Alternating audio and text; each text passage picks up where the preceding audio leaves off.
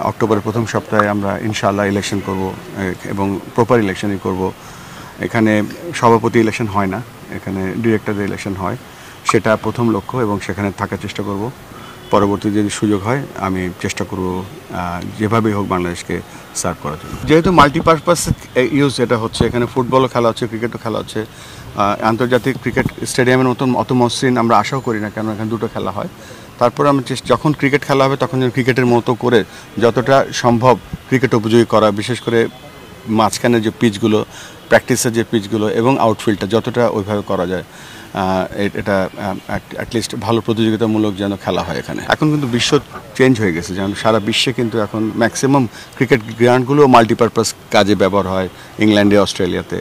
তো আমরা যে টেকনোলজিটা ইউজ করে, যেটা আমি দেখেছি যে সেটা কীভাবে তারা ক্রিকেট এবং অন্য অন্য স্পোর্টসের মাঝখানে যে সময়টা তারা 1-3টা সপ্তাহ সময় নেয় এবং এখন নতুন টেকনোলজির মাধ্যমে তারা পিচের মাটি এবং ফুটবল অন্য স্পোর্টসের সাথে যে অ্যাডজাস্টমেন্টটা করে, সেটা আমরা এখন সেই টেকনোলজিটা আমরা ব্যবহার করার চেষ্টা করব। বাট বাংলাদেশের সবথেকে বেশি বৃষ্টি হয় সিলেটে, এবং সেটা মাথায় রেখে কিন্তু আমার বয়স হচ্ছে এই ক্রিকেট বোর্ডে হচ্ছে 3 মাস। সো এই সমস্যাগুলো দেখছি এবং এগুলো এত এসেনশিয়াল এবং এত হাই প্রায়োরিটি, এগুলো আমাদের বুঝতে হবে এবং কাজ যত তাড়াতাড়ি সম্ভব শুরু করে দিতে হবে। কেননা আমাদের ক্রিকেট খেলার স্কিল কিন্তু বাড়াতে হলে অবশ্যই আমাদের 12 মাস ক্রিকেটারদের ব্যস্ত রাখতে হবে। আমরা কালকে আমাদের ফাহিম ভাই অলরেডি ডিক্লেয়ার করেছে বোর্ডের পক্ষ থেকে যে অক্টোবরের প্রথম সপ্তাহে আমরা ইনশাআল্লাহ ইলেকশন করব এবং প্রপার ইলেকশনই করব। এখানে সভাপতি ইলেকশন হয় না, এখানে ডিরেক্টরদের ইলেকশন হয়, সেটা প্রথম লক্ষ্য এবং সেখানে থাকার চেষ্টা করব।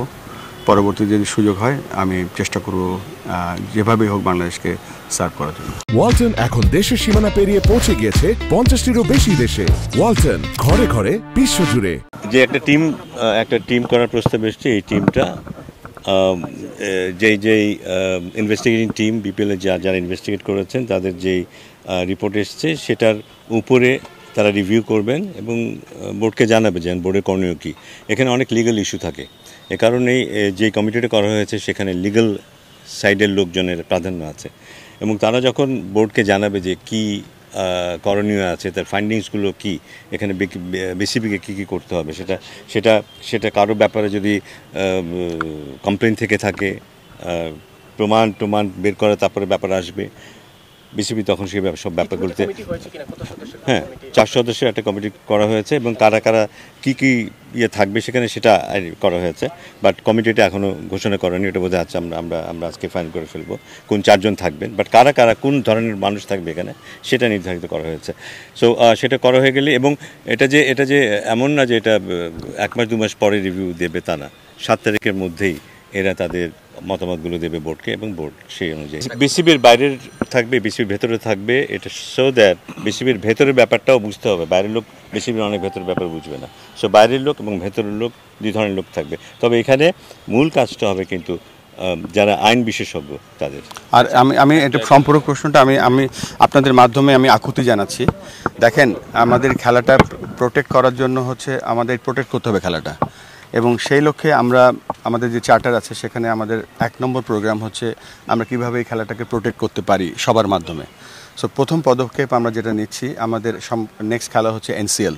তো এনসিএলে যতগুলো ক্রিকেটার আছে আমরা চেষ্টা করব সবাইকে এই যে প্লেইং যে আমাদের যে অ্যান্টি কারাপশনের যে শুধু কোড অফ কন্ডাক্টটা ডিটেল ওটা বাংলায় করে সবাইকে একটা ক্লাস নেওয়া হবে, তাদেরকে বোঝানো হবে, তাদেরকে একটা ফর্মে সই করতে হবে, তারপরে তারা খেলতে পারবে। আর নেক্সট স্টেপ যেটা আমরা করছি সেটা হচ্ছে আমাদের অক্টোবর থেকে 3rd ডিভিশন খেলা শুরু হচ্ছে।